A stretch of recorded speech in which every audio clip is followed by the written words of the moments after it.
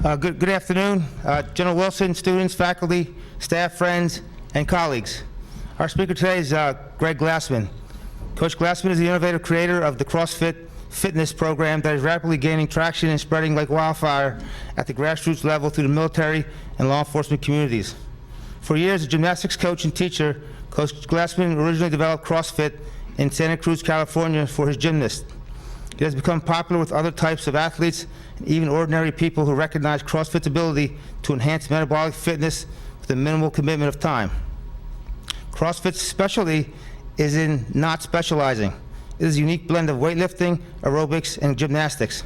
Coach Glassman has skillfully used the internet and information technologies to develop a corporate website where daily workouts are available for free at CrossFit.com to anyone desiring to participate in this fitness program. Coach Glassman recently launched a nonprofit campaign to raise funds in order to purchase and provide CrossFit equipment to the military. This effort, known as Operation Phoenix, has already raised in excess of $120,000 in less than a month. He donated all of his equipment from his original CrossFit Santa Cruz gym in March 2008 to the Marines at Camp Pendleton, who then stood up CrossFit Camp Pendleton. It is my pleasure to introduce to you Coach Greg Glassman. Thank you, Tony.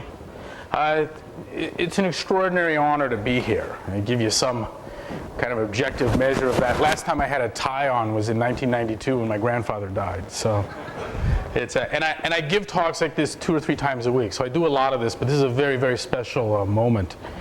There's no audience more important to me and my program, to my staff, to my family than the one right here. So thank you for your service from the bottom of my heart. I got kind of an interesting message here, and it kind of culminates in a punchline that I hope no one takes offense to. But this is a remarkable opportunity to be able to discuss some of the underlying issues concerning fitness and the military. Let me preface this with, I don't have a military background.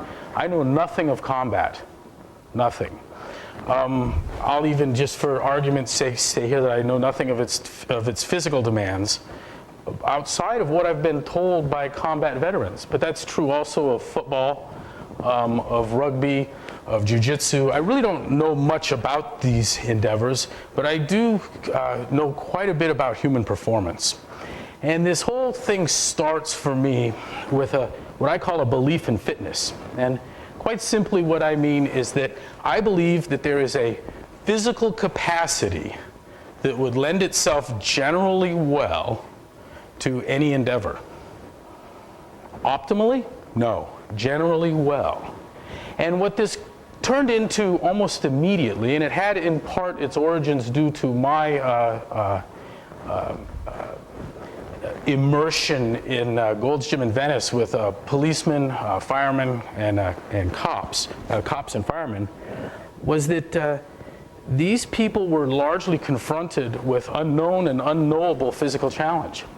One of the things that delimits, demarcates the significant physiological challenges of a sport is what's known.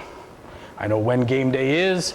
I know quite a bit about the opponent. I may have studied videotapes. I know how many. I know from where they come. I know what the guy weighs. I know what his track record is. I'll likely know when the event starts and when it stops. There'll largely be few surprises. The thing is physiologically marked in large part by what is known. That is not true, as I see it, of the potential challenges that confront the soldier, to confront the combat participant. So we start with this idea that there is a physical capacity that lends itself generally well to any activity, to the unknown and the unknowable. And then from there, what we tried to do was examine this thing systematically and thoroughly. Now, the very next thing you want to do, and it is just kind of a natural process here, would be to define fitness. I'm saying that fitness exists, that there's a general physical capacity that lends itself generally well to all activities, that could potentially prepare you, protect you as best as able from the unknown and the unknowable. Let's call this fitness. Now we got to define it. And I thought, well, this shouldn't be too hard. What I'll do is I'll just go to the prevailing authority. I'll go to the National Strength and Conditioning Association. I'll go to the universities. I'll look through the text. I'll look through the literature. And I will certainly find a good definition of fitness somewhere from my esteemed, vaulted, colleagues. And we should be on the right path. I couldn't find it. I couldn't find it. I'm not saying I couldn't find definitions of fitness, but they were kind of Webster's things, like, to render capable of physical activity, that kind of thing. It wasn't very illuminating, and it didn't suggest what we should do, what needed to be done, or why it needed to be done. So we took out on our own. It was a kind of a bold, audacious effort, and we battened down the hatches and went inside and started looking at what fitness was, defined it for ourselves. And it wasn't easy to do. I understand why none of my colleagues, none of my peers had been able to do so.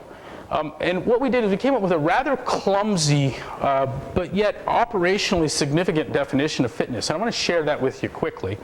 But we wanted to start with some operational models. And I had this mindset that if something were to protect you as best as able for the unknown and the unknowable, then what we should be able to do is put a handful of challenges in a hopper. And I don't care what they are. I'm not going to say ahead of time. Here's our contention. Line people up, turn the crank, pull an event out. What we say is that he or she who statistically performs best at these randomized physical challenges is fittest. How's that for easy? Now, what this does for us, it's kind of interesting operationally how effective this is. What I want to do right from there is everyone sitting here right now probably has some sense of what it is you'd not like to see pulled from the hopper. If you were confronted with that, right? Show of hands, you're thinking right now? Yeah, it's very common. You can kind of see people, we've put people actually in this environment, and we've done this. We've made a hopper and turned it and pulled, and you can see people kind of get up close and nut up a little bit, and dear God, don't let it be, They're way more concerned with something they're not good at coming up than they are getting their favorite thing picked, okay? Let me tell you something. There is more opportunity to, in my opinion, to improve your fitness, to improve the likelihood of you surviving combat and completing your mission and pursuing headlong that thing you don't want to see come out of the hopper, then you will find benefit in pursuing further that thing for which you feel you're most capable. Isn't that interesting? And what we generally do is we go into the gym, we go into our training environment, and we stay around our strengths. It is our contention, it is our hope, it is our recommendation that you stay focused on your weaknesses, if you want to protect yourself from the unknown and the unknowable. When this shit, excuse me, my decorum, it's lacking. I'm a coach. When the shit hits the fan, it'll be the unexpected that causes the problem.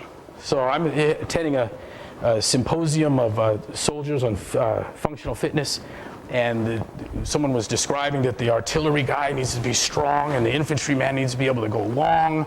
And I said, yeah, but wait a minute. When it goes south on you, what's going to happen is that the artillery guy had to cover a lot of ground quickly, where his strength provided no advantage, and the infantryman, the guy who can go, our triathletes are going to have trouble in a higher intensity, shorter duration kind of efforts. You can't train for both optimally. You can't. So if you tell me, man, here's what I'm going to have to do. I'm going to have to go 100 miles. I'm going to go, okay, here's what we're going to have to train for. But if you're like, wait a minute, I might also have to go through the front door at full force and strength carrying 120 pounds of gear. I'm like, oh, well, then we have a very real problem here in this conflict of these training goals. And so what we want to do to optimize for the unknown and unknowable, it's fundamentally a compromised position. I hope that's well understood. Second model, two exercise physiologists who are also elite track and field coaches. That's a very unusual combination to find someone from academia also making contributions to athletic performance. It doesn't happen very often. But it was the guys from Dynamax, and it's Jim Colley and Bruce Evans, and they postulated 10 general physical skills, and fundamentally what this represented was a list of the potential physiological adaptations to an exercise program. Easy enough. It was cardiorespiratory endurance. I'm just going to run these by you. It's not important. You can pull them off the site, but I'll just give you a sense of it. Cardiorespiratory endurance, stamina, strength, flexibility, power, speed, coordination, accuracy, agility, and balance. And these guys said that these things, and it was neat. I'd seen a list of 2 components to fitness, 3, 5, 7. I liked this, and that it had 10. More is better, right? I liked it that the definitions were fairly well delineated and seemed to make sense. And I liked it that these guys had one foot in academia and the other out on the track, and we're getting results. And so we look at this list, and it was interesting how quickly it came to us and what a surprise it was to Colleen Evans. But we looked at the list and said, he or she is fit as they are balanced in these 10 general capacities. And that your chink in your armor, your downfall, will come by finding which of these, coordination is my issue, power is my issue, speed is my issue. Wherever it is that you are relative to the general population, relative to your cohort deficient, that is where you'll find your problem. And again, we'd like you to stay focused there. Does that make sense? So what we have here is a balance of physiological adaptation, a compromise and balance in physiological adaptation. And that I want as well distributed a potential in each of these 10 domains as we can muster. This is very similar to the Hopper model, where there I'm looking at skills and drills, specific movement patterns. Now I'm looking at physiological adaptation, but with the same idea here to shotgun this thing and get the maximum balance adaptation possible. We have a third model. There are now 4, but there were 3 recognized metabolic pathways that fueled all human activity. And you're whatever you're doing right now, you're engaged in one of them. By the way, what you're doing right now is aerobics. Sorry, but it is. Is it sustainable? Could you do this for a long time? I hope you can bear the hour, but yeah, anything you can do for an hour is aerobic. Fact. Sustainable. There's another pathway. It's a phosphocreatine pathway. Very high intensity, very short duration. Starts at 0 seconds, by 10 seconds it's mostly gone. There's a second, the lactate or glycolytic pathway, and that accounts for moderate intensity, moderate powered activities for moderate duration, 2 minutes or less. Our thought was, if these are the molecular engines that fuel all of human performance, then what we'd like to do is exercise all 3 of these equally. And that to the extent you were deficient in one or the other, so if you're standing here thinking, my God, the worst thing that could happen to me would be have to run 10 miles, then I'm going to tell you that's where you need to be. If you're saying, I don't want to have a deadlift competition with anybody ever, I'm going to tell you that's where you need to be. I need higher 1 rep max strength. Right? And those are all time domain based. You got that? The long run, it's going to take a couple hours. The deadlift is going to take a few seconds. We're looking at the molecular engines that drive these things, okay? And our thought was you need to be well balanced. Well, funny thing happened a year ago this month, I believe it was. No, 2 years ago this month. A handful of guys from Cal found a 4th pathway. They found a 4th substrate that was actually taking lactate and converting it into ATP. It was a very rich engine, right? It was just a spectacular discovery.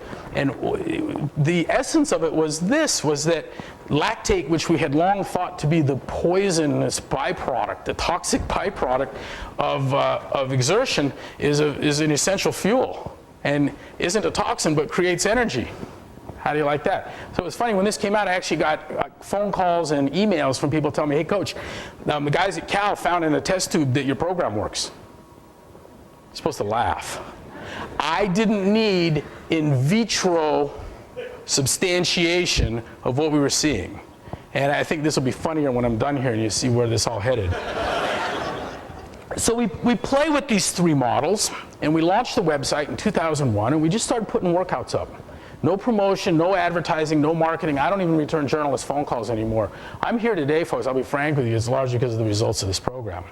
But something extraordinary happened along the way, and that is that we had enough experience. We've probably done more experimentation and study of high-intensity exercise than any outfit on earth, including any university. And what happened was that about a year and a half ago, 2 years ago, a pattern emerged in our efforts. We saw it in the data, we saw it in our analysis, and that's what I want to share with you here today.